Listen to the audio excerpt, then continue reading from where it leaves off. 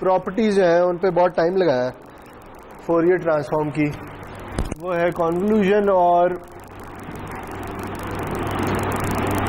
Multiplication property.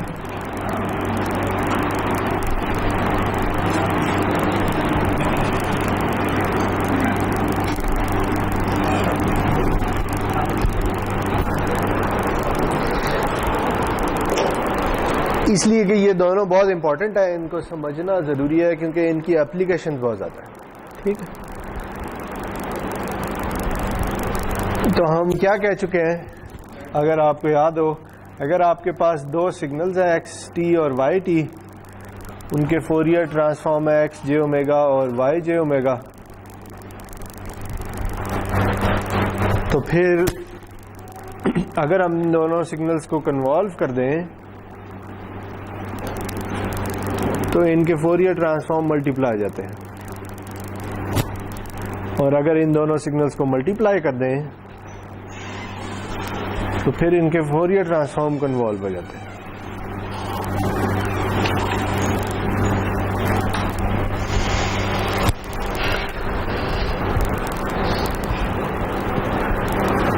ये दोनों properties हमने देखी थी पिछली दफा भी। हमने ये देखा था कि कॉन्वोल्यूशन की प्रॉपर्टी जो है उससे हम फिल्टर्स डिफाइन कर सकते हैं, याद है? पिछली दफा हमने देखे थे low pass filter, high pass filter, band pass filter. इस तरह से वो फिल्टर क्या करता था, वो फिल्टर ये करता था कि अच्छा आप जो है ना अपने सिस्टम का जो फ्रीक्वेंसी रिस्पॉन्स है वो फिल्टर की स्पेसिफिकेशन से डिफाइन करते थे, और फिर उससे आपको पता चल जाता था कि अच्छा सिग्नल की कौन सी फ्रीक्वेंसीज जो हैं वो पास हो रही हैं, कौन सी फ्रीक्वेंसीज नहीं पास हो रही, और वो ये सब कुछ आप फ्रीक्वेंसी डोमेन में डिफाइन करते थे। ठीक, और फिर आप ये कहते थे कि अच्छा अगर मुझे ये पता चल गया है कि मेरे फिल्टर का ये फ्रीक्वेंसी रिस्पांस है तो मैं इन्वर्स फोरियर ट्रांसफॉर्म लेके उसका इम्पल्स रिस्पांस भी कैलकुलेट कर सकता हूँ और उसे अपने सिस्टम में यूज़ कर सकता हूँ। इसके लिए हमने क्या देखा था, इसकी हमने एक इम्पॉर्टेंट एप्लीकेशन देखी थी मॉड्यूलेशन की। हमने देखा था एम्पलीट्यूड मॉड्यूलेशन क्या होती है। ठीक, कि अगर मैं एक सिग्नल लूँ एक्स ऑफ टी और उसे मल्टीप्लाई कर दूं एक कोसाइन के साथ, तो क्या होता है? हमने ये देखा था कि टाइम में तो ये कोसाइन मल्टीप्लाई हो रही है एक्स ऑफ टी के साथ, फ्रीक्वेंसी डोमेन में कोसाइन का जो स्पेक्ट्रम है वो कन्वॉल्व हो रहा है एक्स ऑफ टी के स्पेक्ट्रम के साथ। तो कोसाइन का स्पेक्ट्रम चूंकि इम्पल्सेस होती हैं, तो जो भी एक्स ऑफ टी का स्पेक्ट्रम होगा वो उस इम्पल्स पे जाके बैठ जाएगा। ठीक है, तो ये हम देख चुके हैं कि अच्छा अगर आपके पास कोई सिग्नल है एक्स ऑफ जे ओमेगा जिसका फोरियर ट्रांसफॉर्म से कुछ इस तरह का नजर आता है, तो हम इसे, अगर ये जीरो है और ये ओमेगा का एक्सिस है, तो हम इसे इधर उधर मूव कर सकते हैं, और इधर उधर जब मूव कर सकते हैं तो इसका मतलब है कि हम फ्रीक्वेंसी में से शिफ्ट कर रहे हैं। ठीक है, तो अगर हम इसे उठा के जीरो की बजाय किसी फ्रीक्वेंसी ओमेगा सी पे ले जाते हैं तो हमने फ्रीक्वेंसी डोमेन में एक शिफ्ट इंट्रोड्यूस कर दिया है। ठीक, तो टाइम में क्या होगा, टाइम में ये सिग्नल मल्टीप्लाई हो जाएगा। यानी अगर ये सिग्नल था एक्स ऑफ टी जिसका ये फोरियर ट्रांसफॉर्म है, तो फिर इस सिग्नल का टाइम डोमेन में एक्सप्रेशन कुछ इस तरह की होगी। ठीक है, कि आपने उसे एक कॉम्प्लेक्स से मल्टीप्लाई कर दिया जिसकी फ्रीक्वेंसी वो फ्रीक्वेंसी है जिस पे शिफ्ट है। ठीक है, ये जो शिफ्ट है ये आप फ्रीक्वेंसी शिफ्ट की प्रॉपर्टी से भी एक्सप्लेन कर सकते हैं, और आप ये मल्टीप्लिकेशन की प्रॉपर्टी से भी एक्सप्लेन कर सकते हैं। ठीक है, क्यों? क्योंकि ये क्या हो रहा है, ये दो सिग्नल्स मल्टीप्लाई हो रहे हैं, एक एक्स ऑफ टी और एक ये complex exponential. X of T का फोरियर ट्रांसफॉर्म ये है, और कॉम्प्लेक्स एक्सपोनेंशियल का फोरियर ट्रांसफॉर्म कैसा होता है, किसे याद है?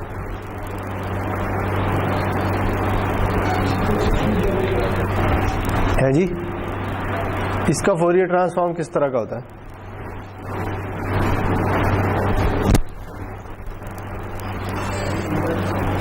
एक इम्पल्स होती है कहां पे, ओमेगा सी पे, ठीक है। तो अगर आप इन दोनों को मल्टीप्लाई कर रहे हैं तो फ्रीक्वेंसी डोमेन में इन दोनों के स्पेक्ट्रम या इन दोनों के फोरियर ट्रांसफॉर्म को इन्वॉल्व, इसका फोरियर ट्रांसफॉर्म ये है, इसका फोरियर ट्रांसफॉर्म ये है। तो अगर आप इन दोनों को कन्वॉल्व करेंगे तो आंसर क्या आएगा, आंसर ये आएगा, ठीक है।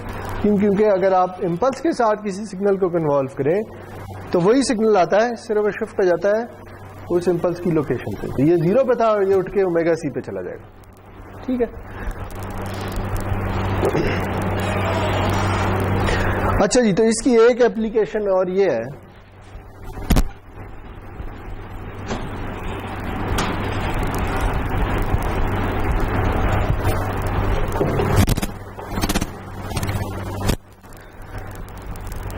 से मेरे पास ना एक लो पास फिल्टर है,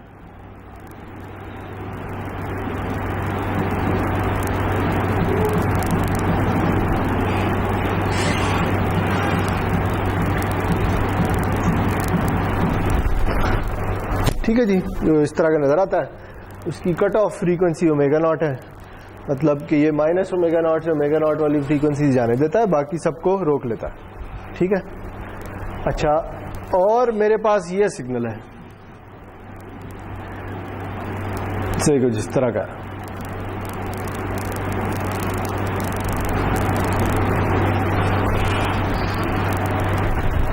ठीक है जी। तो मैं अपने सिग्नल को फिल्टर करना चाहता हूं, लेकिन जरूरी नहीं कि मैं सिर्फ ये वाला पोर्शन फिल्टर करना चाहूं। मैं ये चाहता हूं कि मैं सेलेक्ट कर सकूं कि ये जो फ्रीक्वेंसी रेंज है इसमें से कौन सा वाला बैंड पास होने देना है, ठीक है। यानी हो सकता है मैं ये कहूं कि अच्छा मुझे इधर माइनस इस वैल्यू से इस वैल्यू तक इसकी विड्थ क्या है 2 ओमेगा नॉट, ये वाला रीजन फिल्टर करके दे दो, या मुझे ये वाला रीजन फिल्टर करके दे दो, या मुझे ये वाला रीजन फिल्टर करके दे दो, ठीक है।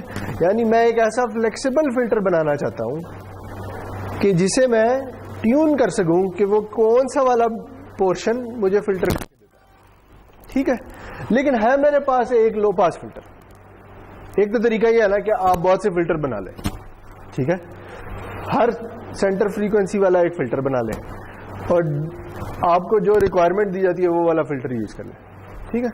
यानी अगर आपको ये वाली रिक्वायरमेंट दी जाती है तो आप क्या करें, आप एक फिल्टर बनाएं जो कि कुछ इस तरह का हो, ठीक है।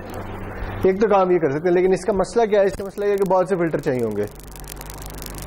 तो क्यों ना हम एक फिल्टर बना लें जैसे वो लो पास फिल्टर है, और हम उसे किसी तरह मूव करते रहे आगे पीछे डिपेंडिंग ऑन के रिक्वायरमेंट क्या है, कौन सा वाला बैंड जाने देना है और कौन सा वाला बैंड नहीं जाने देना, ठीक है।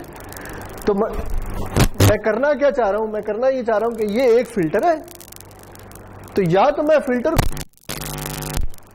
या मैं सिग्नल को आगे पीछे मूव करा लूं, दोनों काम कर सकता हूं, क्योंकि इन द एंड इसके साथ मल्टी। तो या तो मैं, अगर कोई मुझे ये कहता है कि अच्छा ये वाला बैंड मुझे पास करा के दे दो, तो मैं इस सिग्नल को इतना शिफ्ट करके इधर ले आऊं और फिर इस फिल्टर में से गुजार दूं, जब फिल्टर हो जाए फिर उसे ये कर सकता हूं। दूसरा काम मैं ये कर सकता हूं कि अगर मुझे ये कहता है कि ये वाला फिल्टर, ये वाला बैंड मुझे पास करा, तो मैं फिल्टर को उठा के इधर ले जाऊं और फिर इसके साथ मल्टीप्लाई कर दूं या कन्वॉल्व कर दूं टाइम। तो देखिए, इसे कहते हैं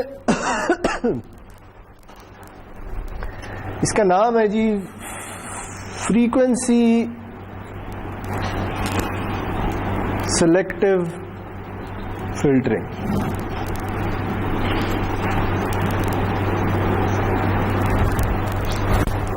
यानी है ये अभी भी फिल्टरिंग ही, लेकिन चूंकि हम फ्रीक्वेंसी जो सेंटर फ्रीक्वेंसी है उसे सेलेक्ट कर सकते हैं अपनी मर्जी के मुताबिक, तो इसे कह रहे हैं फ्रीक्वेंसी सेलेक्टिव फिल्टरिंग, ठीक है। तो ये एक एप्लीकेशन है जिसमें ये दोनों ही प्रॉपर्टीज यूज हो रही हैं, कॉन्वोल्यूशन भी यूज होगी और मल्टीप्लिकेशन भी यूज होगी। तो देखिए हम क्या करते हैं, हम ये करते हैं कि अगर मेरे पास एक सिग्नल आ रहा है एक्स ऑफ टी, ठीक है, और ये जो सेंटर फ्रीक्वेंसी है ना, इसे मैं नाम दे देता हूं ओमेगा सी का। ओमेगा सी की वैल्यू कुछ भी हो सकती है, ठीक है। अगर ओमेगा सी नेगेटिव है तो कहीं इधर होगी, ओमेगा सी पॉजिटिव है तो कहीं इधर होगी, जीरो है तो इधर होगा, ठीक है। यानी ये जोन सा बैंड मुझे फिल्टर करना है, उसकी सेंटर फ्रीक्वेंसी को मैं ओमेगा सी कर, और ये वेरी हो सकती है। ये मुझे मेरा यूजर बताएगा कि अच्छा ओमेगा सी क्या रखनी है, ठीक है। तो अब पहला स्टेप मैं ये करता हूं कि अच्छा अगर मुझे ओमेगा सी ये वाली मिल गई है फॉर एग्जांपल, तो मैं ना सिग्नल का ये वाला पोर्शन उठा के इधर ले आता हूं, ठीक है। मुझे करना क्या है, मुझे करना ये है कि मैंने सिग्नल का सिर्फ ये वाला पोर्शन जाने देना है, बाकी हर चीज को खत्म कर देना, ठीक। तो मैंने तरीका ये सोचा है कि चूंकि फिल्टर मेरे पास यही है, तो क्यों ना मैं अपने सिग्नल को शिफ्ट करके इधर ले आऊं, ठीक। अगर मैं सिग्नल को शिफ्ट करके इधर ले आऊं तो सिग्नल क्या बनेगा, सिग्नल कुछ इस तरह से बन जाएगा।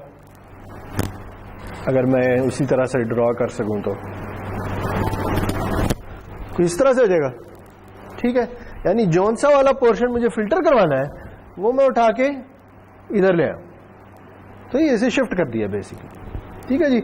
अब मैं क्या करूंगा, जब मैं इस पे से ये इस सिग्नल पे ये वाला फिल्टर अप्लाई करूंगा तो आउटपुट क्या आएगी, आउटपुट सिर्फ ये वाला रीजन रह जाएगा, बाकी सब कुछ खत्म हो जाएगा, ठीक है। तो आउटपुट जो दिखेगी वो कुछ इस तरह की होगी, ये आउटपुट होगी, ऐसे ही नहीं। अब जब ये आउटपुट आ गई, मुझे चाहिए तो ये, तो अब मैं क्या करूंगा, इसे उठा के वापस पीछे ले जाऊं, ठीक है, ताकि ये वापस उस जगह पे आ जाए जहां पे ये होनी चाहिए थी। सही हो गया। तो मैंने अपना मकसद अचीव कर लिया है। अब मुझे आप कोई भी ओमेगा सी दे दें, मैं अपने सिग्नल को उठा के उधर उस वैल्यू से उठा के जीरो पे ले आऊंगा, फिल्टर करके और फिर वापस उधर ले जाऊं। बात समझ आ गई क्या करना है? तो अब बताएं कि इसके लिए ऑपरेशन मुझे क्या क्या करना है।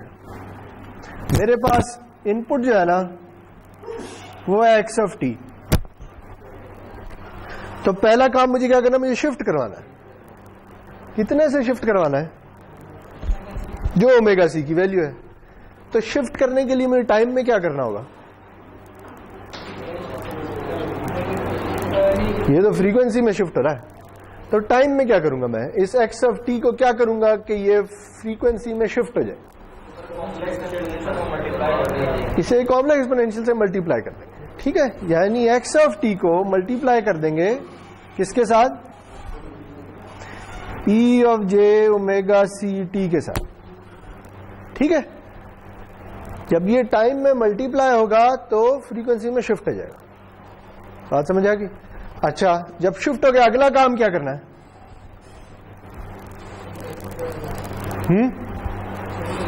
अब ये उठ के इधर आ गया, ठीक है। अब मुझे इसे फिल्टर में से गुजारना है, ठीक है जी। तो मैं इससे आगे अपना फिल्टर लगा दूंगा, एच ऑफ टी जो भी है उसके साथ कन्वॉल्व कर दूंगा। कन्वॉल्व करने के बाद क्या करूंगा? अब मुझे वापस लेके जाना है इसे, ठीक है। तो वापस ले जाने के लिए क्या करेंगे? शिफ्ट करेंगे। तो टाइम में क्या करेंगे? फिर से मल्टीप्लाई कर देंगे। किससे मल्टीप्लाई करेंगे? ये माइनस जे ओमेगा, और मेरे पास फाइनल आउटपुट आ जाएगी। ठीक हो गया?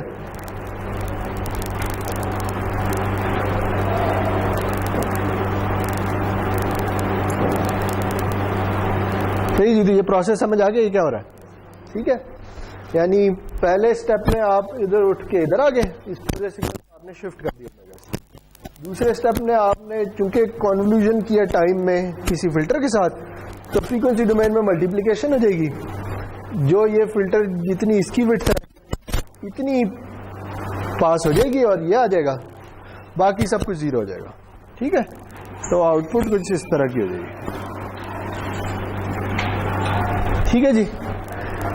लेकिन मुझे ये इधर चाहिए, तो अब मैं इसे वापस उठा के, ये 0 है, ये भी 0 है, तो अब मुझे इसे वापस पीछे लेके जाना है, तो मैं दोबारा एक कॉम्प्लेक्स एक्सपोनेंशियल से मल्टीप्लाई करूंगा ताकि ये दोबारा फ्रीक्वेंसी में शिफ्ट हो जाए।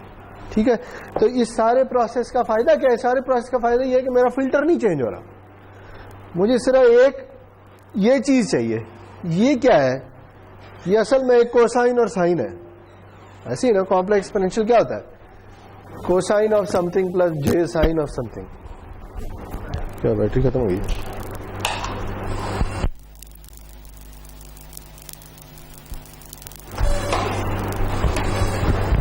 सही। इस तरह फिल्टर को भी शिफ्ट कर सकते हैं अगर आप चाहें तो कर सकते हैं। अगर मुझे फिल्टर को शिफ्ट करना है तो फिर क्या करना होगा बताएंगे? यानी अब मैं क्या करना चाह रहा हूं, एक तो ये स्ट्रेटेजी तो समझ आ गई ना। अब मुझे क्या करना है कि मैं ये करता हूं कि मैं इसे नहीं करता बल्कि इसे उठा के कहीं और ले जाता हूं। तो फिर क्या करना पड़ेगा? कोई इस तरह की ब्लॉक डायग्राम बना सकते हैं। अगर मेरे पास एक्स ऑफ टी आ रहा है तो क्या ख्याल है मुझे क्या करना होगा? यानी अब मुझे उसे शिफ्ट करना है, तो ये एच ऑफ टी भी है। अब क्या करूं? एक एक्स ऑफ टी आ रहा है, एक एच ऑफ टी आ रहा है। अब हम एच ऑफ टी को शिफ्ट करने जा रहे हैं, तो इसे मल्टीप्लाई करेंगे। ठीक है, इसे मल्टीप्लाई करेंगे किसके साथ? इसे पीछे लेके जाना है, तो इसे करेंगे ये माइनस जे ओमेगा सी टी। ठीक है, अब क्या होगा? अब ये इधर ही खड़ा हुआ है, ये उठ के पीछे चला गया। ठीक है, जब ये उठ के पीछे चला गया है तो अब इसको इसके साथ कन्वॉल्व कर देंगे। ठीक है, कॉन्वोल्यूशन के बाद जो आंसर आएगा वो वही होगा जो मुझे चाहिए, तो मैं इसको यहीं पे फिल्टर कर चुका हूं। सही जी।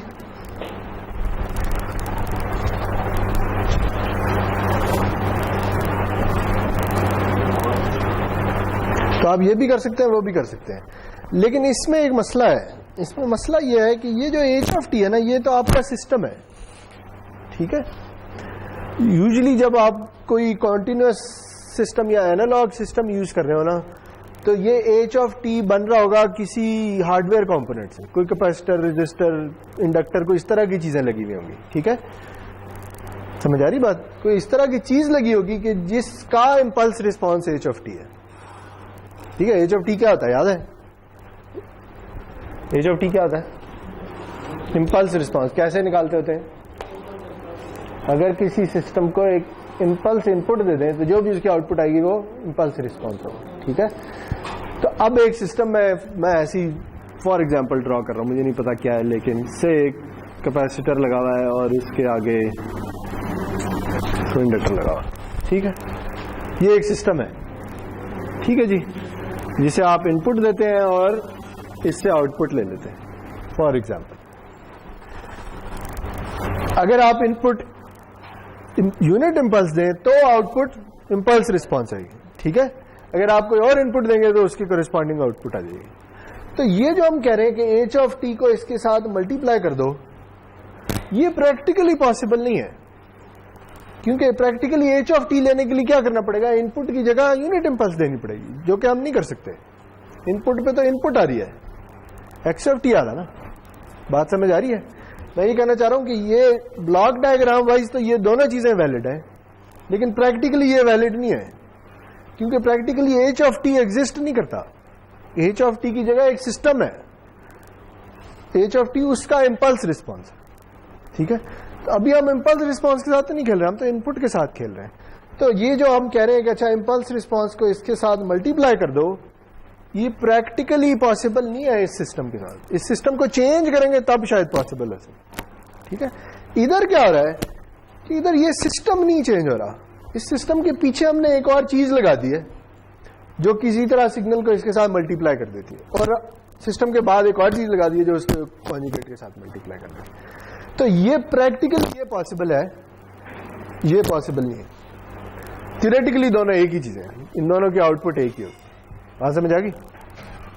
ये है क्या, ये असल में है cosine omega C T plus J sine of omega C T, ऐसा ही है ना। तो ये जो कोसाइन है ना, आपको क्या है, आपको एक टोन जनरेट करवानी है एक खास फ्रीक्वेंसी की, ठीक है जी। तो ये जो टोन है, ये जो कंपोनेंट जनरेट करता है उसे कहते हैं ऑसिलेटर। ऑसिलेटर के बारे में कभी सुना है? ऑसिलेटर होता है जो एक साइन वेव प्रोड्यूस करे खास फ्रीक्वेंसी, ठीक है। तो अब ऑसिलेटर खुद से एक हार्डवेयर कंपोनेंट है जिसकी आप फ्रीक्वेंसी ट्यून कर सकते हैं कि अच्छा मुझे क्या फ्रीक्वेंसी चाहिए, ठीक है। तो अगेन इस सिस्टम में आपने क्या किया है, आगे पीछे एक दो ऑसिलेटर लगा दिए, ठीक है। और उन ऑसिलेटर की आप सिर्फ फ्रीक्वेंसी ट्यून करते हैं। अगर फ्रीक्वेंसी जैसे जैसे चेंज करते हैं तो आप अपनी मर्जी से सिग्नल का जो वाला बैंड चाहिए वो फिल्टर कर लेते हैं, ठीक है। तो अगेन ये वाली चीज है, ये प्रैक्टिकली पॉसिबल है, ये नहीं है, ठीक है, ओके।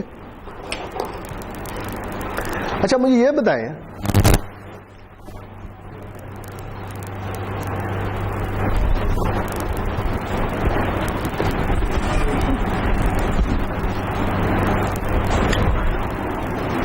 कि मेरे पास जो उस केस में आउटपुट आई है वो कुछ इस तरह की है, ऐसे ही है। ये फ्रीक्वेंसी है ओमेगा सी, ये और ये विड्थ है 2 ओमेगा नॉट, ठीक है। ये क्या है, ये है वाई ऑफ जे ओमेगा, जो मेरे पास आउटपुट पे आ रहा है उसका फोरियर ट्रांसफॉर्म, सही है।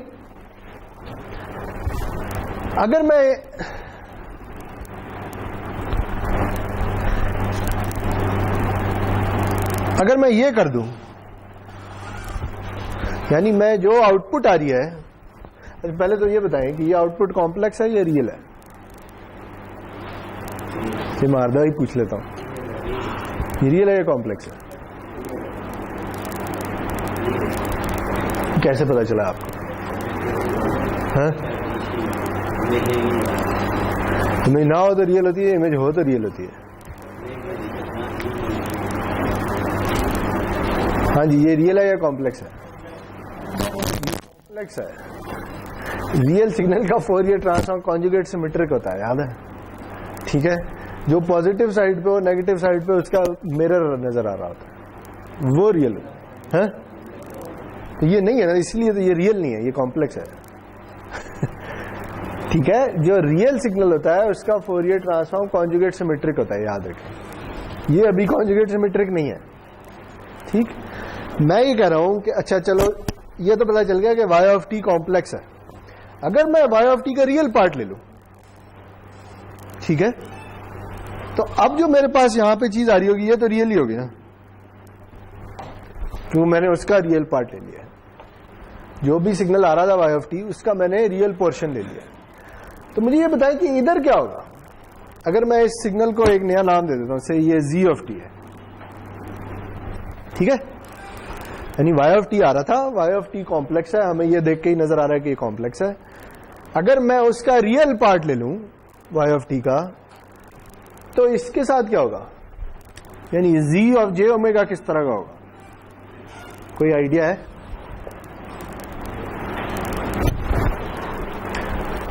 प्रॉब्लम समझ आएगी। मैं सवाल क्या पूछ रहा हूं, मैं सवाल ये पूछ रहा हूं कि y of T output I जो कि कॉम्प्लेक्स है, क्यों? क्योंकि हमें उसके फोरियर ट्रांसफॉर्म से नजर आ रहा है कि वो कॉन्जुगेट सिमेट्रिक नहीं है, ठीक। मैंने इस y ऑफ टी का रियल पोर्शन ले लिया, कॉम्प्लेक्स है ना, तो एक रियल पार्ट होगा एक इमेजिनरी पार्ट होगा। मैंने इमेजिनरी को इग्नोर कर दिया, रियल पोर्शन ले लिया और उसे मैंने नाम दे दिया z ऑफ टी, ठीक। अब z ऑफ टी है तो रियल, ये हमें पता चल गया, बाय कंस्ट्रक्शन रियल है। तो z ऑफ टी का फोरियर ट्रांसफॉर्म किस तरह का होगा ये देखना, ठीक है। देखें, किसी सिग्नल y ऑफ टी का अगर हमने रियल पार्ट लेना है तो हम कैसे ले सकते हैं? एक क्वांटिटी है y ऑफ टी जो कि कॉम्प्लेक्स है, इसका मैंने रियल पार्ट लेना है। तो एक तो ये ना कैसे रियल और इमेजिनरी में स्प्लिट करें और फिर रियल पोर्शन ले लें, जैसे ये लिखा है। ये जब लिखा है तो इसका मतलब है कि ये रियल ऑफ जो भी इसकी इनपुट पे आ रहा है ना y ऑफ टी, उसका रियल ले लेता है। एक और तरीका ये है कि आप y ऑफ टी लें और इसमें y conjugate of T add कर दें, ये ऐड करेंगे तो क्या होगा, कॉन्जुगेट लेंगे y का तो क्या होगा, इमेजिनरी पार्ट, तो कॉन्जुगेट लेते हैं किसी क्वांटिटी का, तो इमेजिनरी पोर्शन के साथ क्या होता है, उसका साइन चेंज हो जाता है। ठीक है, तो जब आप उसे उसमें उसके ओरिजिनल में ऐड कर देंगे तो आंसर क्या आएगा, रियल आएगा। आंसर क्या आएगा आपके ख्याल में इधर, सिर्फ रियल आएगा, कुछ और भी आएगा। रियल किसका, रियल y ऑफ t का रियल, लेकिन साथ एक और चीज भी आएगी, साथ 2 भी आएगा, 2 नहीं आएगा।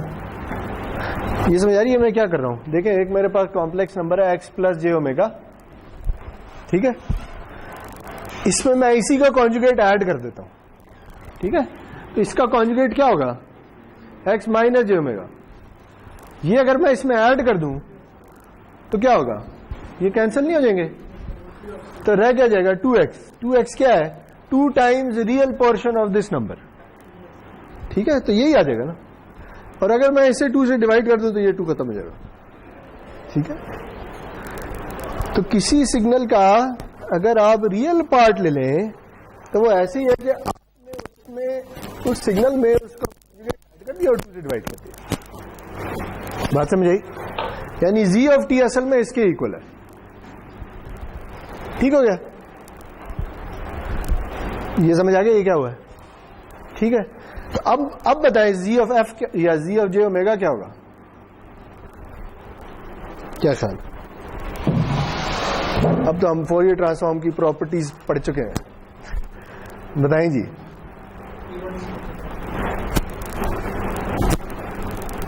अगर z ऑफ t इसके इक्वल है, मैंने दोनों साइडों का फोरियर ट्रांसफॉर्म अगर मैं ले लूं तो z ऑफ t की जगह z ऑफ j ओमेगा आ जाएगा ना, तो इधर क्या आएगा,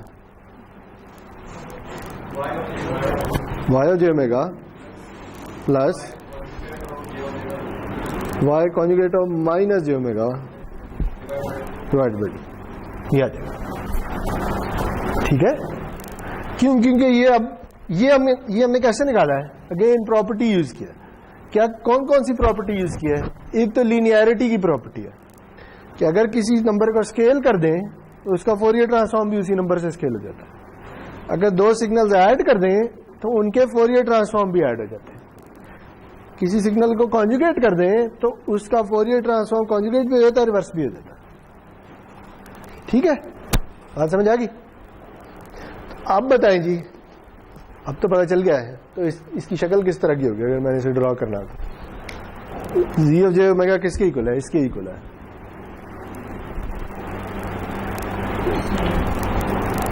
तो क्या होगा, बारी बारी प्लॉट कर लेते हैं। यानी अगर मैं इसे ऐसे लिख लूं बाई टू, ठीक है, तो इसे मैंने प्लॉट करना है, ये प्लॉट किस तरह का होगा, क्या ख्याल है, वही प्लॉट होगा सिर्फ आधा, ठीक है। यानी अगर इससे इसकी मैक्सिमम वैल्यू अगर 1 थी तो इसकी मैक्सिमम वैल्यू 0.5 हो जाएगी, ठीक है, और कोई फर्क नहीं पड़ेगा। अब इसका बताएं, ये फ्लिप भी हो गया और कॉन्जुगेट भी हो गया, ठीक है, तो किस तरह का आएगा नजर, ये कोई इस तरह की चीज होगी, ये उठ के फ्लिप भी हो जाएगा, ठीक है, और कॉन्जुगेट भी हो जाएगा। से अगर ये वैल्यू थी, ऐसी एग्जांपल ले, अगर ये वैल्यू 1 प्लस जे थी तो ये होगी 0.5 प्लस 0.5 जे और ये होगी 0.5 माइनस 0.5 जे, ठीक है, सही है जी। तो देखें, जब हमने किसी सिग्नल का रियल पोर्शन लिया है, जी ऑफ टी क्या है, जी ऑफ टी वाई का रियल पार्ट है, ठीक, तो उसके स्पेक्ट्रम के साथ क्या हुआ, स्पेक्ट्रम खुद ब खुद कॉन्जुगेट सिमेट्रिक बन गया, ठीक है। ये सिग्नल था, जब मैंने इसका रियल पोर्शन लिया टाइम में तो इसका स्पेक्ट्रम खुद ब खुद कॉन्जुगेट सिमेट्रिक बन गया। अब देखें, अब आप अगेन इसे देख के ही बता सकते हैं कि ये सिग्नल रियल है, क्यों, क्योंकि इसका फोरियर ट्रांसफॉर्म कॉन्जुगेट सिमेट्रिक, ठीक है। चलें, गुड, मेरे ख्याल में हमने बहुत सी प्रॉपर्टीज पढ़ ली हैं अब ये ट्रांसफॉर्मर की, इसकी एग्जांपल्स बहुत कर ली हैं, तो अब इसे यहाँ पे खत्म कर देते हैं। अब हम आगे चलेंगे और लैपलास ट्रांसफॉर्म पढ़ेंगे, ठीक है। तो उसके लिए अगर हम इधर ही रहें या उधर जाना है? उधर चलें, हाँ उधर चलें जी, फिर अभी बंद कर दें, उधर चल के फिर दोबारा शुरू करें।